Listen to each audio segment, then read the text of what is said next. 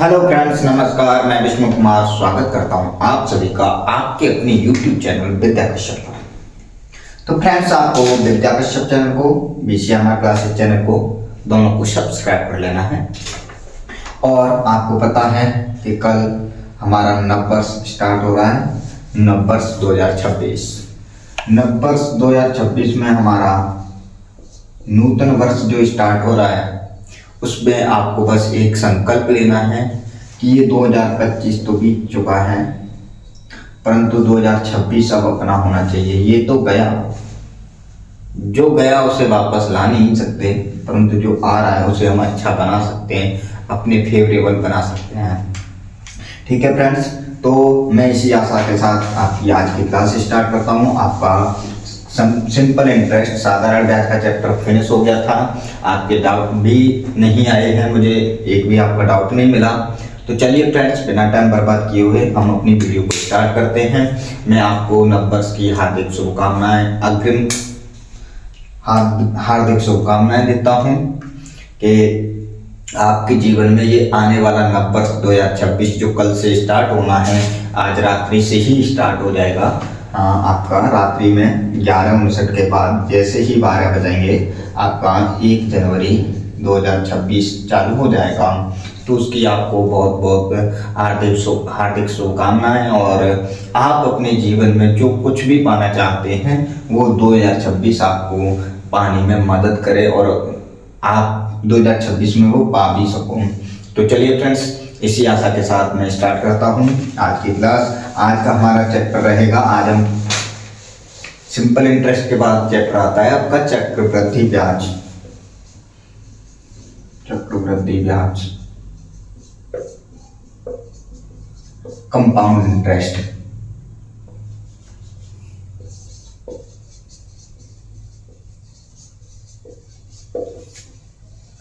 आपका compound interest का आज हम पहला टाइप करेंगे। बहुत आसान है, बहुत ही आसान तरीके से हमने, जैसे कि आज तक हमने जितने भी चैप्टर पढ़े हैं सेम उसी तरीके से हम बहुत ही आसान तरीके से आपका ये कंपाउंड इंटरेस्ट चैप्टर भी फिनिश करेंगे।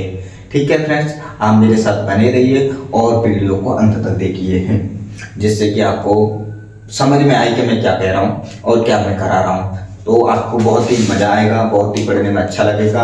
इसलिए वीडियो को लाइक कर दीजिए और चैनल को सब्सक्राइब कर लीजिए। तो चलिए फ्रेंड्स, बिना टाइम बर्बाद किए हुए हम आज का पहला सवाल लेते हैं। आपको सवाल स्क्रीन पे दिखाई देने लग गया होगा। पहला टाइप हमेशा सिंपल क्वेश्चनों का होता है, तो पहला टाइप हमारा सिंपल प्रश्नों पर आधारित है। 3000 रुपये का पहला सवाल मैं पढ़ रहा हूँ फ्रेंड्स। 3000 रुपये का 20% वार्षिक चक्रवृद्धि ब्याज की दर से 2 वर्ष का चक्रवृद्धि मिश्र धन ज्ञात कीजिए। चलिए ज्ञात कर लेते हैं। हमारा मूलधन दे रखा है हमें 3000 रुपये, ठीक है, और हमारा रेट दे रखा है हमें 20% प्रति वार्षिक, और टाइम हमें दे रखा है 2 वर्ष। और हमें सीआई पूछा है, कंपाउंड इंटरेस्ट पूछा है, हमें सीआई पूछा है। और सीआई बराबर क्या होता है? मिश्र धन माइनस मूलधन। मिश्र धन माइनस मूलधन आपका कंपाउंड इंटरेस्ट होगा। यानी कि जो मिश्र धन है उसमें से हम मूलधन को हटा देंगे, क्या होगा? वो ब्याज। अगर वो साधारण ब्याज है तो वो साधारण ब्याज होगी, और अगर वो चक्रवृद्धि ब्याज है तो वो चक्रवृद्धि ब्याज रहेगी। ठीक है, तो चलें आसान तरीके से इस सवाल को करते हैं। इसमें आपको ना तो कोई फॉर्मूला याद करना है, ना कुछ भी नहीं करना। हालांकि मैं आपको पहले सिंपल तरीके से कराऊंगा, उसके बाद फॉर्मूला भी कराऊंगा, परंतु उस फॉर्मूले की आपको कहीं पे भी कोई ज़रूरत पड़ेगी नहीं। जहां ज़रूरत पड़ेगी मैं आपको बता दूंगा। ठीक है फ्रेंड्स, तो चलिए मैं सवाल करूँ, आगे समझाऊँ आपको। चलिए देखते हैं। मैं आपको पहले एक बात बता दूं, साधारण ब्याज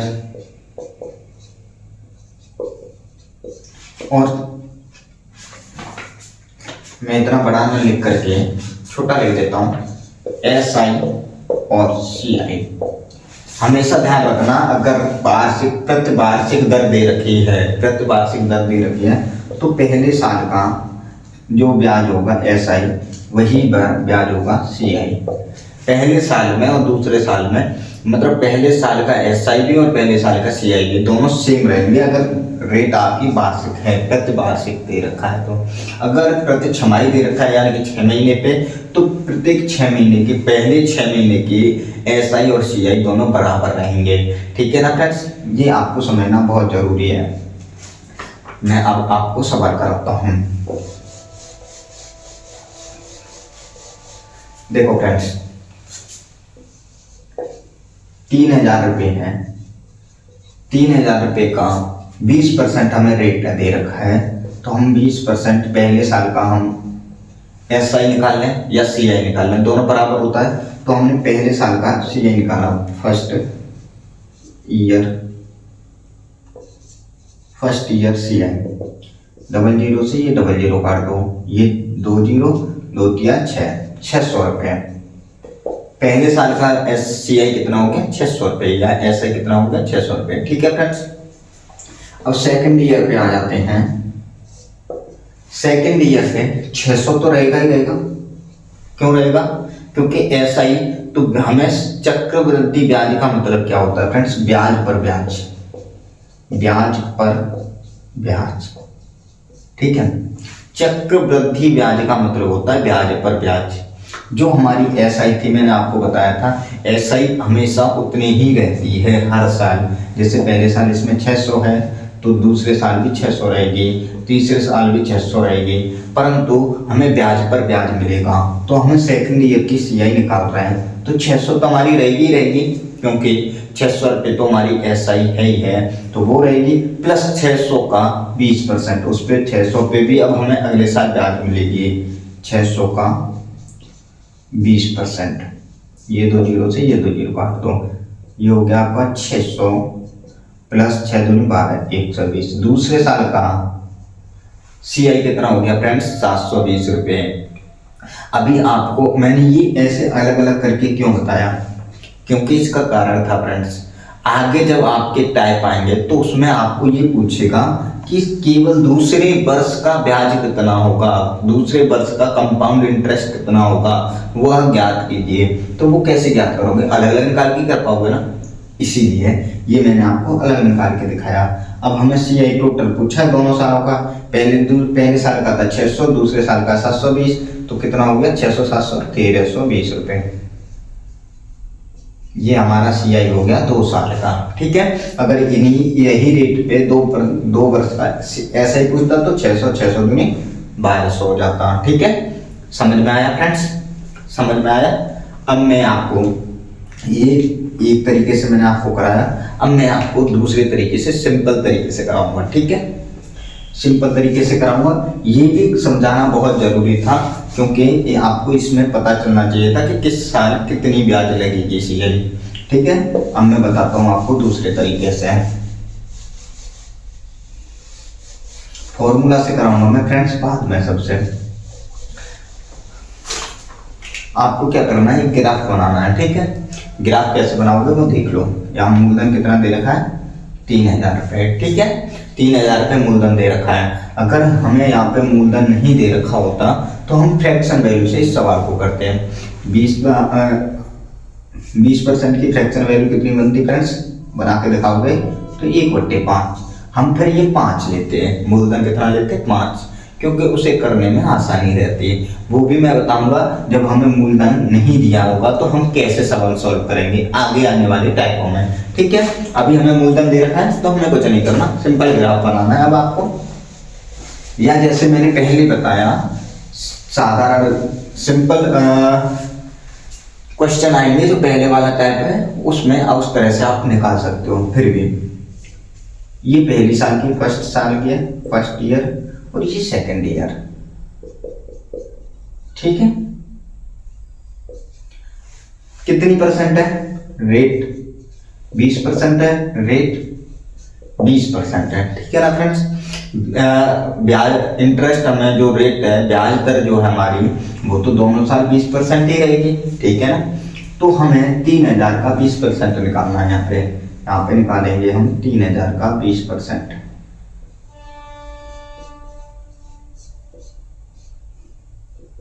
600 रुपये। ठीक है, यहाँ पे भी अब हम निकालेंगे 3000 का 20%। तो मैं डायरेक्ट चलो नहीं लिखता, डायरेक्ट नहीं लिखता, ये भी 600 रुपये है। ठीक है फ्रेंड्स, अब आप कहोगे कि जैसा पहले बताया वैसा ही है। हाँ, थोड़ा सा अलग है, वैसा ही है परंतु थोड़ा सा अलग है। उसमें हमने ग्राफ नहीं बनाया था, इसमें ग्राफ बनाया था। ना के बराबर त्रुटियां होंगी, चाहे वैसे कर लो चाहे हाँ ऐसे कर लो, दोनों ही तरीके बेस्ट है। अब आप देखो, अगर कोई धन 1 साल बाद लेकर के वो 3600 रुपये वापस दे देता तो कोई बात नहीं थी। अब उसने 3600 रुपये हो गए, अभी उसने नहीं दिया तो अब उस पर 600 रुपये 1 साल के लिए और एक्स्ट्रा हो गए ना। पहले साल तो 3000 रुपये थे, पहले साल उसने जब पहली बार कर्ज लिया तो कितने रुपए कर्ज लिया, 3000 रुपये। अब दूसरी साल में जब उसने कोई कर्जा वापस नहीं दिया तो अब उस पर कितने रुपए कर्जा हो गया, 3000 तो पहले जो ले रखा था वो, दूसरा 600 रुपये जो उसने ब्याज ले ली। ठीक है, जो 600 रुपये उसने ब्याज ले ली, मतलब ब्याज हो गई उसके ऊपर, तो टोटल कितने हो गए 3600। अब उसे जो ब्याज देना वो कितने पे देना, टोटल 3600 पे, यानी कि 3000 का तो ब्याज ये 600 था, अभी 600 की भी ब्याज देना बाकी है, यानी कि प्लस कर देंगे 600 की 20%, 120, यानी कि दूसरे साल का ब्याज 720। टोटल ब्याज देखेंगे जोड़ेंगे तो 120, 600, 720 और 720 और 600 1320। कुछ नहीं है, सिंपल है। मैं ये आपको जो पहला सब टाइप बताया, पहला जो सवाल बताया उस तरीके से कम करा करके मैं आपको ग्राफ के तरीके से ज्यादा सवाल कराऊंगा। ठीक है, बहुत आसान रहेगा, समझ में भी आएगा, कोई दिक्कत वाली बात नहीं, कोई टेंशन वाली बात नहीं है। बस आपको क्या करना है, आप पहले साल की ब्याज निकालोगे 20%, फिर दूसरे साल में 20%। अब इस पे भी तो 20% लगेगा ना, क्योंकि अब ये धन, मैंने जैसा कि आपको पहले बताया कि पहले जब उसने धन लिया तो 3000 रुपये थे, परंतु 1 साल उसने कोई ब्याज नहीं दिया तो उसके पास 600 रुपये ब्याज के भी हो गए।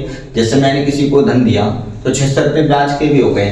तो चक्रवृद्धि ब्याज में क्या होता है, जो मैंने ब्याज दी है वो 1 साल बाद, अगर वार्षिक है तो, अगर अर्धवार्षिक है तो 6 महीने बाद, अगर वार्षिक ब्याज है तो वो 6 महीने बाद वो मूलधन में ऐड हो जाएगा। यानी कि पहले साल तो उसे 3000 रुपये ब्याज देना था, अब अगले साल 600 रुपये ब्याज पे और ब्याज देना है, यानी कि 3600 पे टोटल ब्याज देना है।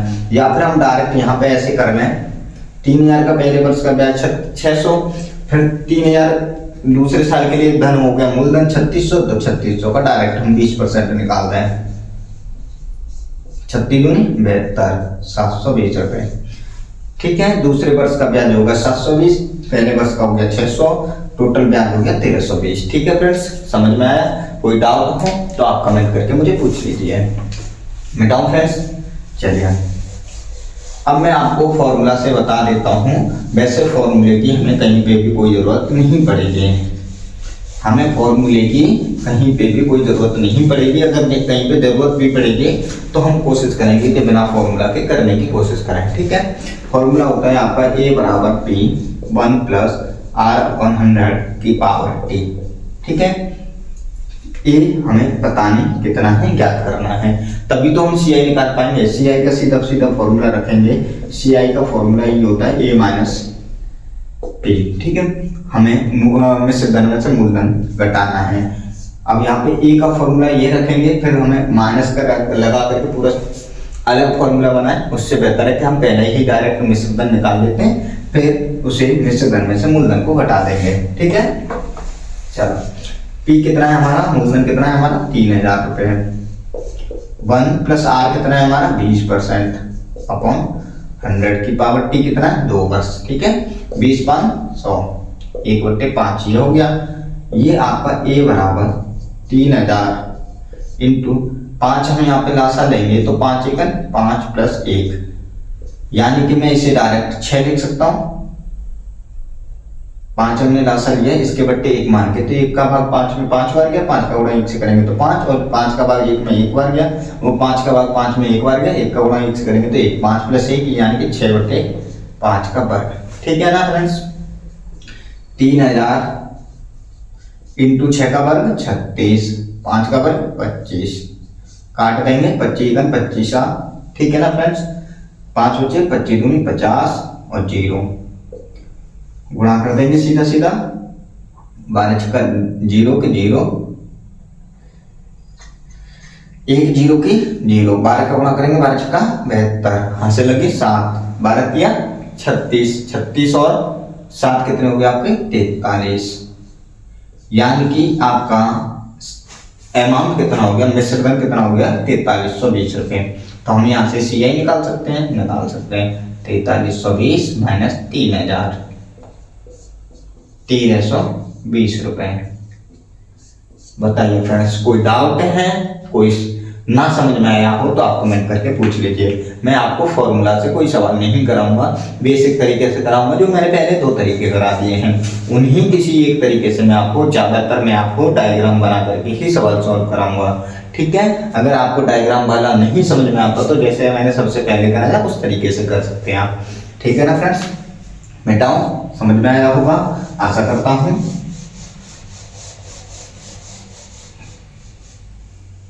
नंबर्स में आपका जब कल से नंबर से स्टार्ट होगा तो बस आपका एक लक्ष्य रहना चाहिए कि 2025 निकल चुका है, 2026 हमारे ऐसे नहीं निकलना चाहिए।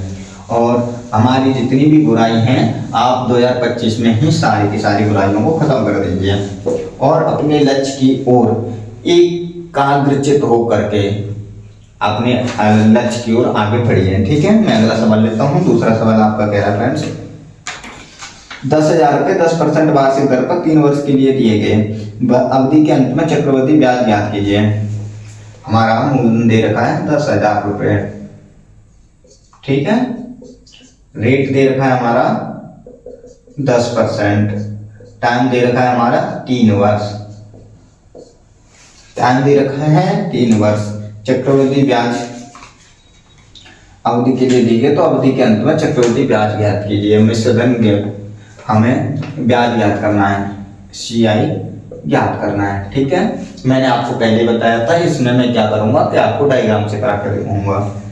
10,000, ठीक है, 3 वर्ष है, पहला, दूसरा और ये तीसरा। ठीक है, रेट कितना है हमारा 10%, यहाँ पे भी 10% और यहाँ पे भी 10%। पहले साल भी ब्याज हमारा 10% था, दूसरे साल भी हमारा 10% था, तीसरे साल भी हमारा 10% था।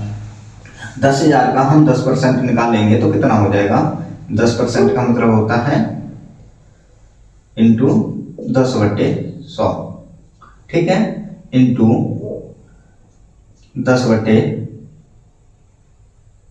10% का मतलब क्या होता है, मैंने बताया ना आपको 10/100%, ठीक है ना, यानी कि 10/100, यहाँ पे भी 10/100, 10/100 करेंगे तो दो जीरो से एक जीरो से एक जीरो में 1 जीरो, यानी कि 1000। 10,000 का 10% कितना होगा 1,000 रुपए।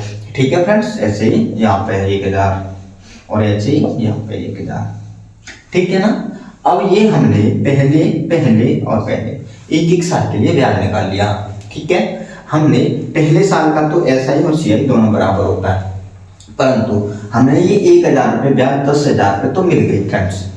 अब ये 1,000 रुपये भी तो हमारे बाकी हैं, जो कि अगली साल पे इन पे भी हमें ब्याज मिलेगा, यानी कि 1,000 का हम यहाँ पे 10% निकालेंगे तो कितना हो जाएगा 10/100, 100 से 100 खत्म, यानी कि यहाँ पे आ जाएगा 100 रुपये। ठीक है ना फ्रेंड्स, समझ में आया 100 रुपये कैसे आया आपका, 1,000 का 10% कितना हो गया 100 रुपये। अब आ जाते हैं हम तीसरे वर्ष में। तीसरे वर्ष में हमारे मूलधन पे हमें 10,000 का ब्याज मिल गया 1,000 रुपये, ठीक है, परंतु हमें इस पे भी तो ब्याज मिलना था जो हमें पहले साल ब्याज था, यानी कि इस पे भी 10% ब्याज मिलना था, तो इसका मतलब कितना मिला हमें 100 रुपये ब्याज। 1,000 का 10% कितना था 100 रुपये, ठीक है। अब इस पे तो हमें ब्याज मिल गया, इस वर्ष के लिए। अभी ये तीसरा वर्ष है फ्रेंड्स, तो ये दूसरे वर्ष पे भी तो इसे ब्याज मिलेगा, क्योंकि CI का मतलब ही क्या है, ब्याज पर ब्याज। ठीक है, तो ये 1,000 का 10% कितना होगा 100 रुपये, ठीक है ना। सॉरी फ्रेंड्स, ये 1,000 का भी ब्याज हमें यहाँ मिल गया।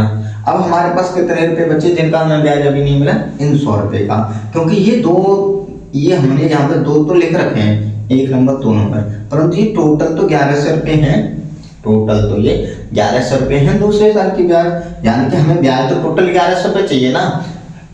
1000 का हमें 100 रुपये ब्याज मिल गया, तो 100 का भी तो 10% चाहिए ना। अभी 100 का 10% कितना होता है? 100 रुपये, ठीक है ना।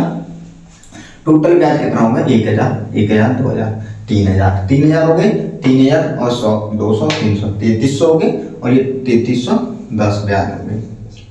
टोटल ब्याज कितनी होगी फ्रेंड्स आपकी? 3310 रुपये। कोई डाउट है तो आप कमेंट करके पूछ लीजिए, ठीक है। अगर आपसे सवाल आएंगे अगले टाइपों में, आगे वाले टाइपों में आएंगे, आपसे पूछेगा केवल तीसरे वर्ष का ब्याज बताओ, तो कितना हो जाएगा? तीसरे वर्ष का ब्याज 1210 रुपये, ठीक है। आपसे पूछेगा केवल दूसरे वर्ष का ब्याज बताओ, तो कितना हो जाएगा? 1100 रुपये। पहले वर्ष का एसआई और सीआई दोनों बराबर होते हैं, इसीलिए नहीं पूछेगा आपको। पहले वर्ष का अगर एसआई भी, अगर हाँ स्टेटमेंट में आ जाता है पहले वर्ष का एसआई और सीआई में अंतर, कितना अंतर होता है? तो 0।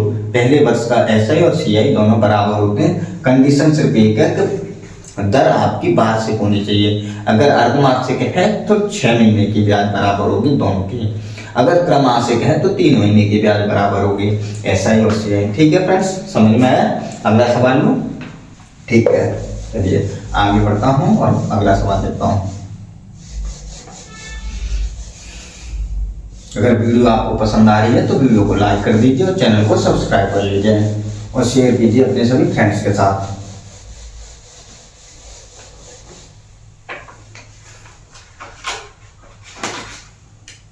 तीसरा सवाल और आज का आखिरी सवाल। पहले टाइप में आपके 3 सवाल हैं, तीसरा सवाल और आज का आखिरी सवाल। किसी धन का 10% वार्षिक ब्याज की दर से चक्रवृद्धि मिश्रधन 6655 हो जाता है। किसी धन का, यानी कि हमें मूलधन नहीं पता, ठीक है। 10% वार्षिक ब्याज की दर से, 10% वार्षिक ब्याज की दर से चक्रवृद्धि मिश्रधन रेट हमारा कितना दे रखा है? 10% वार्षिक। इस बात का विशेष ध्यान रखना है, इस चैप्टर में तो विशेष ध्यान रखना है आपको, क्योंकि ये सीआई वाले ही चैप्टर में आपको वार्षिक, अर्धवार्षिक, त्रैमासिक में फंसाएगा या केवल मासिक में फंसाएगा, ठीक है।